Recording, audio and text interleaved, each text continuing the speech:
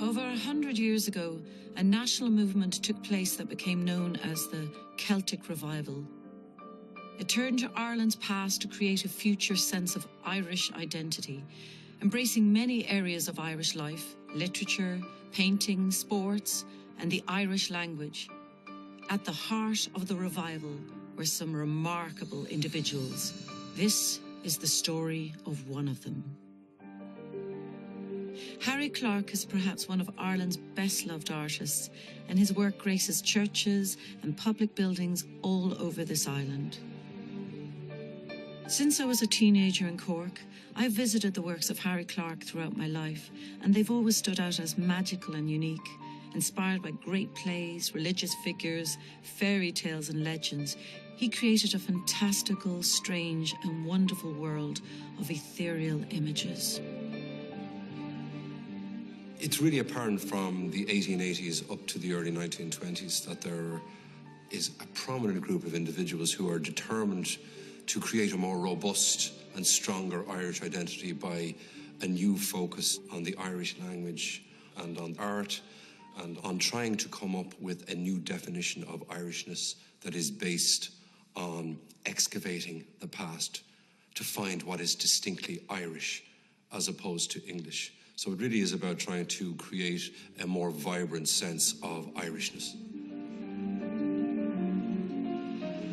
Born in 1889, he was raised here in number 33 North Frederick Street in Dublin to a family who ran a church decorating business and stained glass studio. His father, Joshua, was an English printer from Yorkshire who married Sligo woman Bridget McGonigal. Joshua established Clarke Studios in 1886 and was highly ambitious for his business.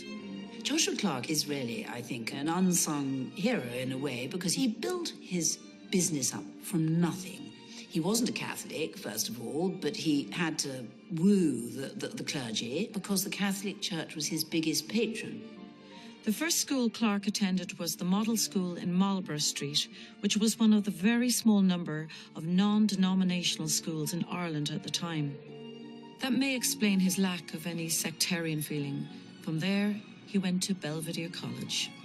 He was remembered as very quiet. He just used to draw on the inside of the desks. I don't think he was remembered as a particularly exceptional student, and I don't think he really had a lot to do with the other boys. I've never heard of another boy mentioning him. He was 11 when his mother was pretty well bedbound. So, you know, what does that do to a young boy? If you look at photographs of her when Clarke was a young child, you know, she obviously had very bad TB. Of course it must have been very traumatic. Harry's mother died when he was just 14, and soon after that, he was removed from Belvedere College by his father. Perhaps the biggest advantage of Harry's time in Belvedere was that he would later attract the patronage of one of the school's governors.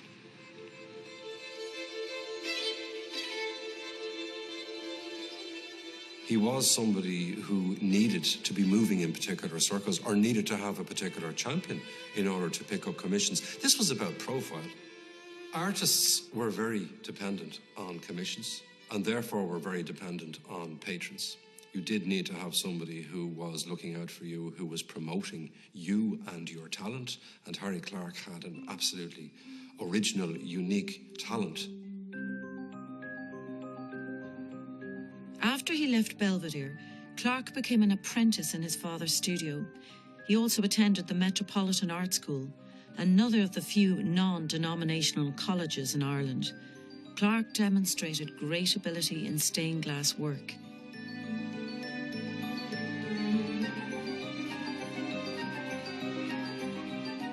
He made these windows when he was just in his early 20s. To put what you see in your imagination onto paper is a very difficult thing, and to put it into glass as well is amazing. I mean, his brushwork is unbelievable. I mean, he was using a tiny needle dipped in hot wax. It's not so much innovative as already showing an extraordinarily strong propensity for being able to work in glass. Clarke was able to use the lead lines which hold the glass in the most wonderfully fluid way.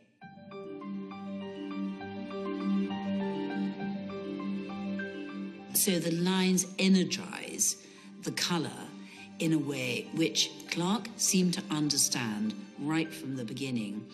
And also he's using delicious pieces of deep colour, and he's painting the flesh, he's painting the faces so that they are quite mesmerising, they're quite hypnotic.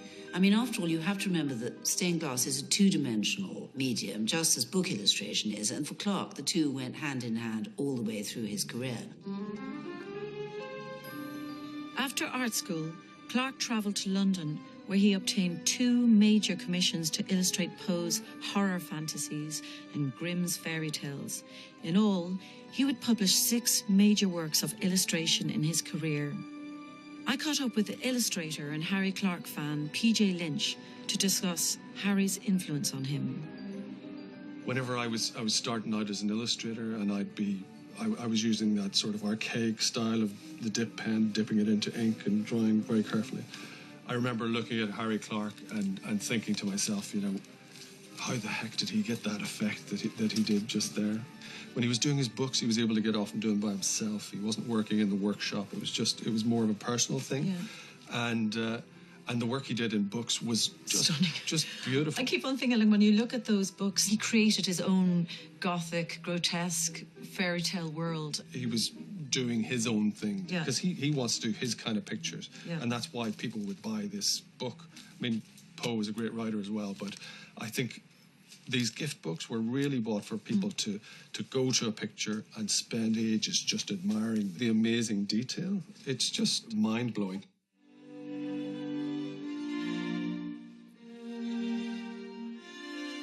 Many involved in the Celtic Revival looked to the west of Ireland to find a traditional Ireland. Like Synge before him, Clarke visited the Aran Islands over a period of years. These visits were intended to help his health, and he even tried to learn to speak Irish. He stayed with his family called Kenneally on Inis Oirr, and he always stayed with them. And he did a lot of studies of the islanders. I think they were very good for his health, and his sketchbooks show these studies. He'd obviously been reading Synge. In terms of life drawing and in terms of light, that light, which is so beautiful on the islands, was very important. Although much of his stained glass windows were intended for Catholic churches, some of his best known and most successful pieces, such as The Eve of St. Agnes, now housed here in the Ewe Lane Gallery, and his beautiful windows in Bewley's Oriental Cafe, were entirely secular in their subject matter.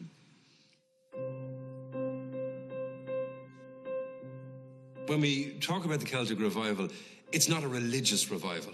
There is a religious revival going on in Ireland from the 19th century onwards in particular, but the Celtic Revival we talk about is something else. Yes, there would have been those involved in the Celtic Revival who had very strong religious attachments and who had very strong religious belief, and yet there are those who are moving between different worlds, like Clarke. I mean, Clarke really does move between both the secular worlds and the religious worlds when it comes to the expressions of his art. I wouldn't say Clarke was apolitical, but I would not see him as a political animal or a political activist or as somebody who was shouting his beliefs from the rooftop. I do think he was a nationalist. I do think he was part of a generation who were heavily influenced by the Celtic Revival. He's very interested in an Irish identity, and yet at the same time, his primary focus is his art.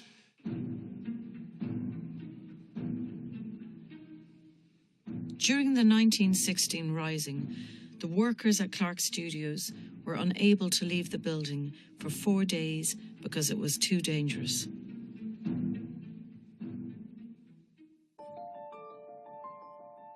While the bullets were flying in Sackville Street, Harry was creating a seminal monument of the Celtic Revival, the 11 windows of the Honan Chapel in University College Cork, which Harry always felt was his best work. Clarke wanted to evoke Ireland's past as a wonderful, regal, sort of mesmerising thing.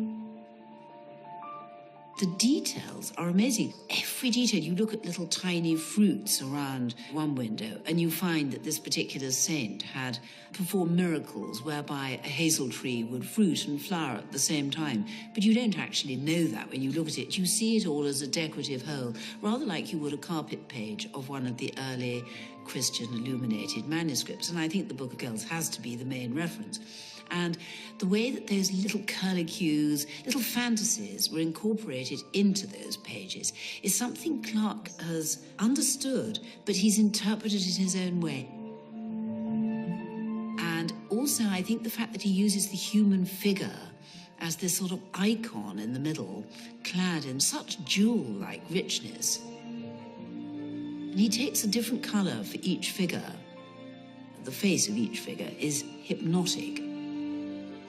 He had invented a whole new spirit of the Celtic Revival. He's following tradition, but he's able to liberate it, and that is the essence of the really great works of the Celtic Revival. I think Clarke was very conscious of references to a national iconography, and he was inventing one, really, which is so fascinating.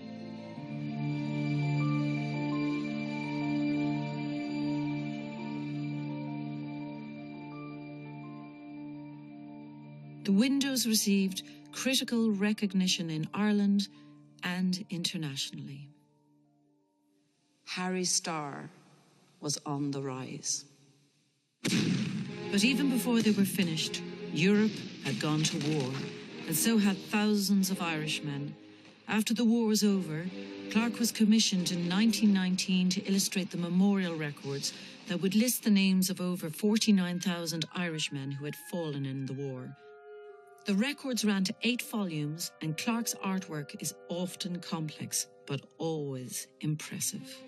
Harry Clarke has done these very elegant silhouettes of the figures. You know, they look authentic. You can see the details of the costume. Yeah. But he's given them very elegant poses, you know, and it's a striking piece of work.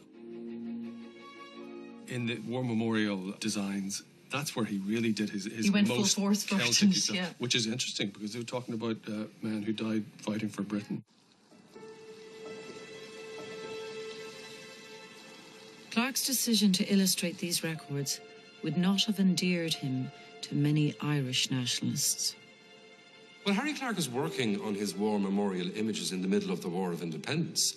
So that's going on in very close proximity to where he is working at that time. But he was also conscious that he was depicting Irish soldiers who had been fighting in the British Army, but they're Irish soldiers. It's very important for him, A, not to glorify the war, but B, to also give some meaning to the sense of an Irish contribution to the war effort. Until recently, the records were barely acknowledged as part of Clarke's work, and the copy of these volumes held on display at Island Bridge is still only opened at the visitor's request. So Craig, very excited to see these 100-year-old books, because these are the most overlooked works by Harry Clarke due to their subject matter. Well, the books are very much Harry Clarke's work. What's lovely is he was commissioned to do the borders of the pages. And here we can see the images on the books repeat themselves. And it actually tells a story. Okay. So here it actually starts with the men on horseback preparing to go to battle. Yeah. They've reached the coastline. And as the pages continue then, the war has started. They've taken their places in the trenches. And as we continue on the pages, you'll see the further images. He uses specifically Irish images. He takes some of the motifs or the images from the Celtic Revival. You're looking at the Book of Kells, you're talking about the Wolfhound, the Round Tower, and these are quite understated images. He is not interested in glorifying the war. This is a very dignified project, it's a very dignified work. And we can see now that the war has started. Yeah. The bombs going off, the planes are overhead. It's the destruction of the towns and cities. And they're very passionate. I mean, it's like kind of you know, I think that having the silhouettes almost of not being able to see the men's faces, you know, the individual is gone, and the deathly thing of war in these beautiful, I mean, it's kind of like swirl of mist and... it's very whimsical and very Harry Clarke. Yeah.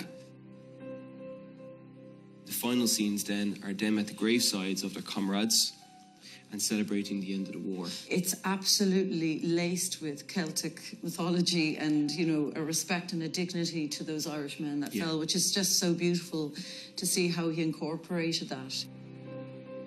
The interesting point about the environment in which he was operating was that those soldiers who did survive came back to a very, very different Ireland that had politically changed its allegiance by the end of the First World War. These are times of great changes in the political atmosphere. So when you're talking about trying to memorialise the Irish war effort, when you're talking about trying to remember the Irish who have fought in the First World War, you've got to be conscious of the context. You've got to be conscious of the post-First World War context. Clarke was not only an artist, but a businessman who often had to struggle to maintain the solvency of his father's studio, which he had inherited in 1921. He had married in 1914 to the gifted painter Margaret Crilly, whom he had met at art school, and was a well-regarded artist in her own right. When his father died in 1921, he decided to move across the road. He bought those 2 Georgian houses, which we can still see. He completely gutted them, redid them, so they were state-of-the-art studios. And he had 37 people working, a lot of them artists who would then become artists in their own right. So he was an extremely well-known figure. He was very popular. He loved the theatre, he loved music, so he was a man about town. So by 1924, the studio was well established. At this point in his life, Harry had a young family to support. His health was sometimes very poor, and working with toxic chemicals necessary to produce stained glass may also have had a detrimental effect. Clarke was often weighed down with multiple commissions to be finished and was usually compelled to work at a frantic pace. In 1925, Clarke was commissioned by the Irish government to begin work on what would become his most ambitious and demanding project of his career, the Geneva Window. The Free State government wanted to present a stained glass window to the League of Nations for the International Labour Court building in Geneva. Clarke decided to represent the literary works of a number of Irish writers in the window. He collaborated closely with the poet Yeats, both in the selection of writers and in how they might be represented in stained glass.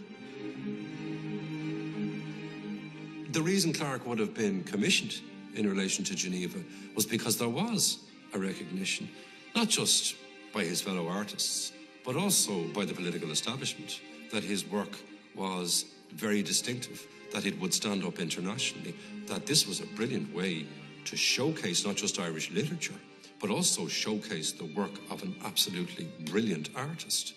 And that's where you get into the whole question. What writers were representative of Irish literature at that stage in the 1920s? And you're dealing with very controversial names. Liam O'Flaherty, James Joyce, James Stephens. What's extraordinary is that he chose censored authors, all those writers who wrote in the English language, who were Irish, whose work he loved, and he illustrated them as he would have illustrated them. They were provocative images. I mean, it is amazing that Clarke thought he could actually get away with them. In May 1930, the window was unveiled in Ireland by W.T. Cosgrave, the president of the Executive Council of the Irish Free State. It was immediately clear to Clarke that his work had not been well received. He soon received a letter from Cosgrave openly expressing his reservations. "Considerations arise," he wrote, "when a window is being presented on behalf of a government." According to Cosgrave, the window contained scenes which he believed would give grave offence to many of our people. Clarke could not understand. He was mystified. Clarke was being consistent in his artistry. He had, over the years, had these quite erotic depictions. He was very interested in the naked body and in how you might, marry all sorts of different elements. And the mix that came out in the Geneva work was deemed to be unsuitable in terms of showcasing an Ireland that at that stage is very conscious, or at least the political class are very conscious of the idea of this new free state as being a Catholic state for a Catholic people.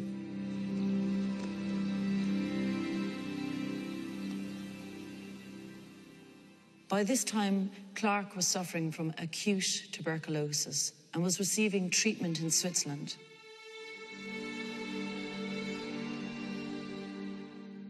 One of the heartbreaks in his life was having to go to Switzerland, having to leave his family and not see his children grow up, which must have been terrible. I think Clarke was appallingly treated. When you look at that whole Geneva saga, he really was very, very badly treated.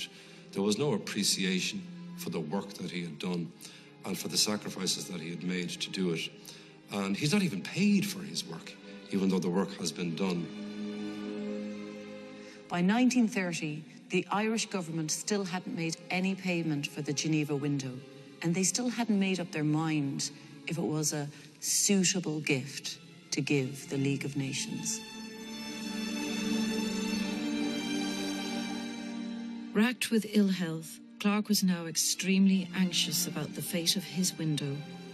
He corresponded frequently with the government, seeking both to preserve his artistic integrity and to obtain payment. In the end, he would die trying. Clarke had wanted to die and be buried in Ireland. Unfortunately, he succumbed to illness en route home, in the village of Coire, Switzerland, where he is buried. In more ways than one, the Celtic Revival died with him.